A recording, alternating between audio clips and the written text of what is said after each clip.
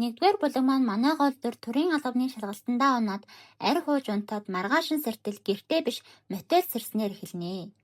За тэгэл юу болсон юм бол гэртээ очоогүй юм байх та гэж бодоод юу ч болсон угаалгын өрөөрэй гэл ороод талент танихгүй царай тосч байхыг хараад шоконд орхон тэр. Тэгээ хэсэг хугацааны дараа юу ч басан тайвшраа нөхцөл байдлаа шинжлэе гэд судал орон дээр хоосон эмний хайрцаг бас амиа орсон тухай бичгтээ цаасыг хараад энэ биений эзэн нь амиа орсон гэдгийг ерөнхийдөө тогтоов. Энэ биений эзэн бичвэлдээс нь тэнэглэл дээрх одоо хүртэлх амьдралын товч түүхийг уншаад тэр хоёр хоёулаа өнчин байсныг нь мэдэж ав.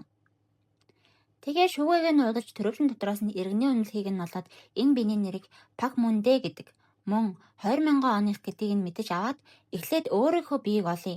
Магадгүй бид хоёрын бие солигдсон байх гэж бодоод гэрлүүгээ явах гээд хаалга онгойлгосон цас орж байх нь тэрэ. Цас ороход юу нь буруу байгаа юм бол гэсэн манай хүний шалгалтандаа оноод арх удаг өдөр нь 7 сард байсан юм байна лээ л дээ. Тэгэл юу ч болсон гараад мотелийнхоо ойролцоо интернет кафед Рамаа эдэнгээ өөрийнхөө сошиал хаягтаа нэвтрэх, дугаар луугаа залгах, их сургуулийнхаа бүртгэлээр нэвтрэх гээд жинхэнэ өөртөөгөө холбогдох бүхэл аргаараа үтсэн бүгд ийм хэрэглэж байхгүй байна гэд болсонгүй. Үүнийг хараад Пак Мундэ өөрийнх нь биед байхгүй юм байна. Бүр миний өмнөх би энэ ертөнцид оршихоо байсныг ойлгов. Манай хүний жинхэнэ нэрийг Рю Гану гэдэг бөгөөд дунд сургууль байхад нь аав ээж нь ослоод нас барснаас хойш хамаатан сатантайгаа холбоо барихаа байгаад найз ч гээд байх хүн байхгүй болохоор өмнөх биендээ харамсаад байх юм байхгүй юм байх уу.